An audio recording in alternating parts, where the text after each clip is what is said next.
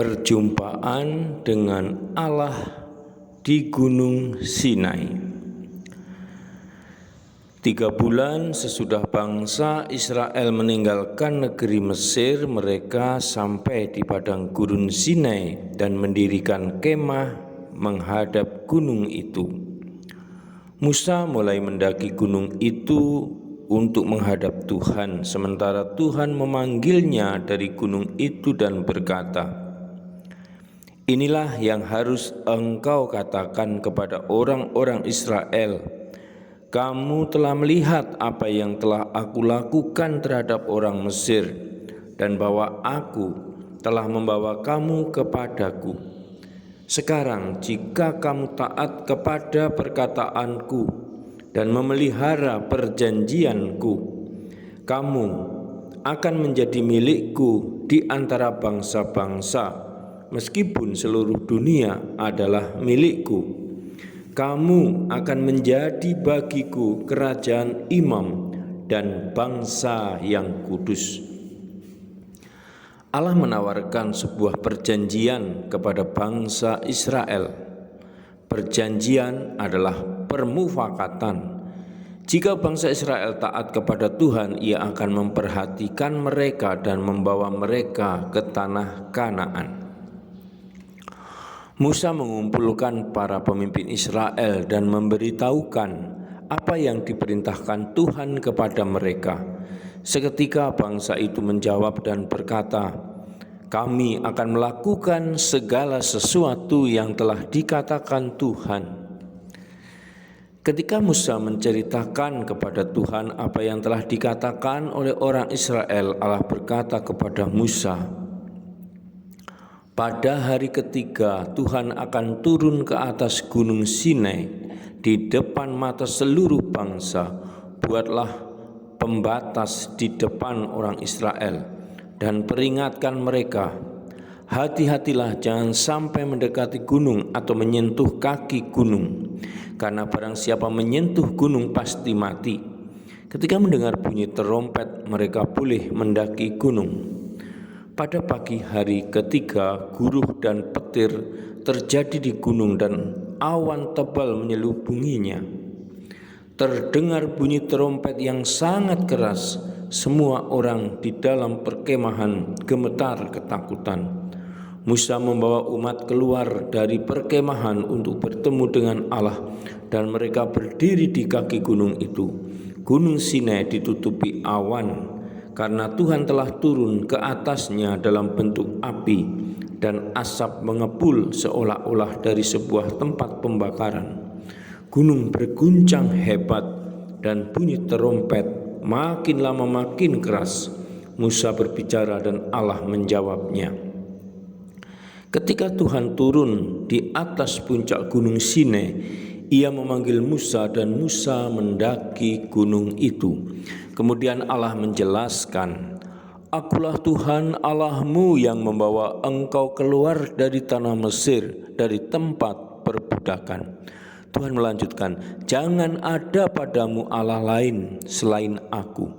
Jangan membuat patung atau yang menyerupai apapun yang ada di langit, di atas atau di bumi di bawah, atau di dalam air di bawah bumi. Jangan menyembah atau beribadat kepadanya, karena Akulah Tuhan Allahmu. Aku Allah yang cemburu." Tuhan memberitahukan umat Israel untuk tidak membuat patung berhala untuk disembah seperti yang dilakukan oleh tetangga mereka yang tidak mengenal Allah. Jangan menyebut nama Tuhan Allahmu sembarangan, karena Tuhan Allah menghukum siapa saja yang menyebut namanya dengan sembarangan. Ingatlah dan kuduskanlah hari Sabat. Selama 6 hari lamanya engkau bekerja, namun pada hari ketujuh, hari Sabat Tuhan, janganlah melakukan pekerjaan apapun. Hormatilah ayah dan ibumu, supaya hidupmu panjang di tanah yang akan diberikan Tuhan Allahmu kepadamu. Jangan membunuh, jangan berzina, jangan mencuri, jangan memberi kesaksian dusta tentang orang lain. Jangan menginginkan kepunyaan orang lain seperti rumahnya, istrinya, hamba-hambanya, ternaknya, keledainya, atau apapun yang dimilikinya. Semua orang itu mendengar dan melihat bunyi guntur, kilat, bunyi terompet, dan gunung yang berasap. Maka mereka mundur dan gemetar ketakutan. Tuhan berkata kepada Musa, "Inilah yang harus engkau katakan kepada orang-orang Israel. Kamu telah melihat bahwa aku telah berbicara kepadamu dari langit. Janganlah kamu membuat Allah dari perak dan Allah dari emas. Kamu harus membuat bagiku sebuah mezbah, dan di situ persembahkanlah kurban-kurbanmu. Aku akan datang kepadamu dan memberkatimu." Ketika Musa pergi dan mengulangi segala perintah Allah kepada umat Israel, mereka semua menjawab bersama-sama, "Kami akan menaati semua perintah yang dikatakan Tuhan." Karena itu Musa menuliskan setiap perintah Tuhan. Kemudian di atas mezbah Musa dan beberapa orang lain mempersembahkan lembu sebagai kurban kepada Tuhan. Musa mengambil sebagian dari darah lembu dan memercikkannya di atas mezbah. Ia mengambil buku perjanjian dan membacakannya supaya didengarkan umat. Mereka berkata, "Kami akan melaksanakan segala sesuatu yang telah dikatakan Tuhan. Kami mau mendengarkannya." Kemudian Musa memercikkan sisa darah itu kepada umat Israel. Mezbah menggambarkan Allah dan darah melambangkan kehidupan.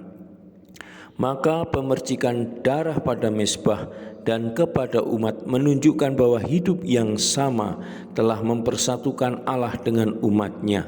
Sekarang mereka dihubungkan oleh darah yang sama. Karena dihubungkan, maka mereka harus setia satu terhadap yang lain. Mereka harus hidup sesuai dengan janji-janji yang telah mereka buat dalam pemufakatan yang disebut perjanjian. Tuhan berkata kepada Musa, "Datanglah kepadaku di atas gunung dan tetaplah di situ.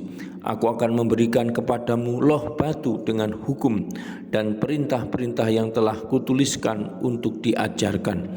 Kemudian Musa dan Yosua pembantunya mendaki gunung Allah. Musa berkata kepada para pemimpin, "Tunggulah di perkemahan sampai kami kembali. Harun dan Hur ada bersama kamu. Siapa yang memiliki persoalan boleh menghadap mereka untuk mendapatkan penyelesaian." Ketika Musa naik ke atas gunung, awan menutupi puncaknya. Cahaya Tuhan turun di atas puncak gunung Sinai.